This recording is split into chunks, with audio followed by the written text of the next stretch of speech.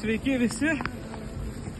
Jeigu kas įsivaizdavot ir galvojat apie savo svajonę, einam. Parodysiu, kaip atrodo svajonė ir kokia jos kaina. Pirmi žingsniai.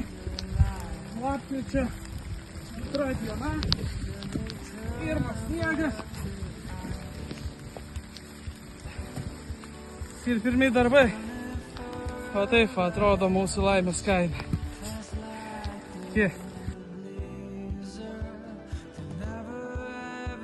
Aš taip tradiciškai per šventes sveikinu visus su kūčiom. 24 metų gruodžio 24 diena. Pasižiūrim, kas pas mus čia pasikeitė.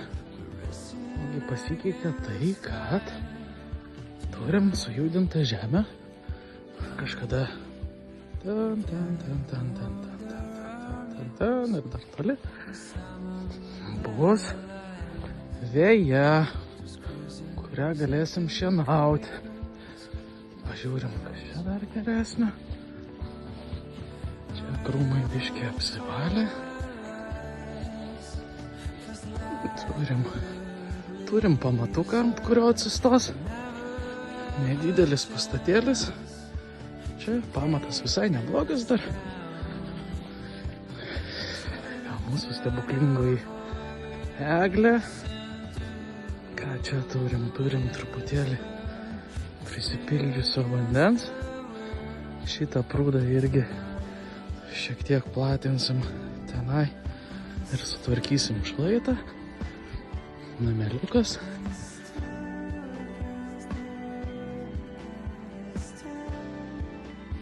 Eglužė. Nu ir pažiūrim, kas čia. Čia irgi visai gražiai viskas sukelta. Žemė dar drėgna kol kas. Aišku, pajudės pavasarį reikalai. Taip.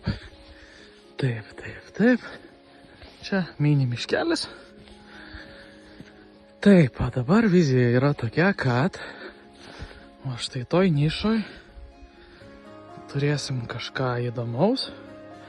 O čia šitoj vietoj turėtų atsirasti nemažas prūdas. Tai va čia esame iš kitos pusės. O nuo ten pradėjau filmuoti. Tai va čia turim tokį gabalėlį. Nu smagu. Smagu, kad kažkas tai pradeda judėti. Lauksim šiltesnių dienų. Kartu judėsim ir mes. Ir dar ką pamiršau paminėti. Tai vienas iš labiausiai žavinčių dalykų šitoj vietoje yra šitas ąžuolas. Spėju, kad jis turi daug ką papasakoti.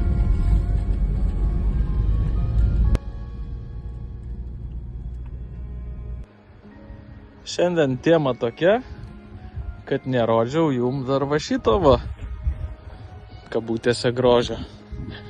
Einam pažiūrėsim, kas ten viduj.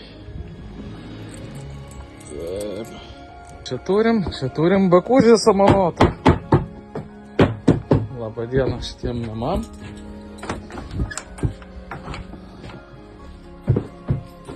Va tai tau, ką mes čia turim. O turim, skaityk, pobūvių salę. Taip, nu ir pažiūrėsim, ką mums čia šiandien pavyks nuveikti. Bandysim apsitvarkyti. Ir kažką daryti. Va, čia prašau, čia jau faktiškai galima gyventi. Eiti ir gyventi. Nu va, turim va tokį palikimą. Pabandžiau užkurti. Lyg tai dūmą traukia. Nežinau ateityje, ką mes čia darysim su šituo reikalu. Dabar atrodo baisiai, bet kas man patinka va šitas va dalykas.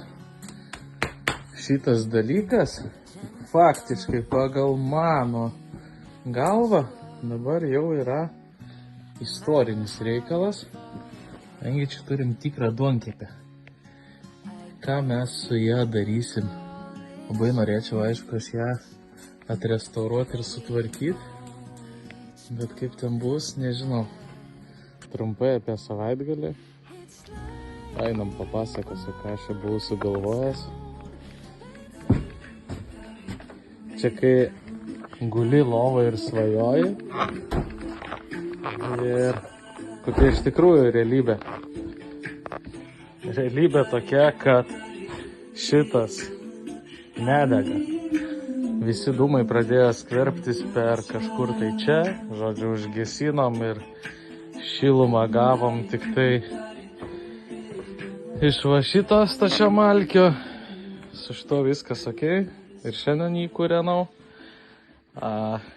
Išsivaliau šitą kambarį. Mintį turėjau tokią, kad nuimsiu lauk visus šituos va dalykus. Čia lyg tai buvo kažkas tai bandyta šiltint. Viskas kreiva šleiva. Galvojau, kad būsiu protingesnis. Nuimsiu lauk USB plokštę. Atversiu lauko sienas, jas pašlifuosiu ir bus viskas labai gražu. Turėsiu gražią kaimo gryčią. O realybė yra tokia, kad va. Žodžiu, šitos pusės sienų nešlifuosiu. Galvosiu tik tai, kaip pasidaryti karkasą ir išsilyginti. Ir pasidaryti kažkokią apdailą. Šito tarp kitko nepabandžiau, bet suprantu, kad stačiamalkis kartu su duonkepė eina į vieną, per vieną liuftą į kaminą. Čia visur jovalas, viskas sunešiau, bet turiu tokį dalyką. Čianai mano mintis kaip ir pasiteisino. Nulupau plokštės ir sušlifavau rastus. Viršutiniai tokie šiaip sau, bet esmė ta, kad panašu, jog tenais irgi pabaigsiu tą pusę. Ir bandysiu tikriausiai beicuoti. Jo, tai vat, kaip ir minėjau, viena yra svajoti gulint ant sofos. Visai kas kita yra pabandyti kažką liest. O iš principo namas senas, tai čia stebuklų kažkokių tikrai nebus, bet pasidarysim tikriausiai erdvę kažkokią tai vasarą. Nu, čia ką mes turim? Žiemą. Turim žiemą. Tai vat, trumpai šiandien tiek.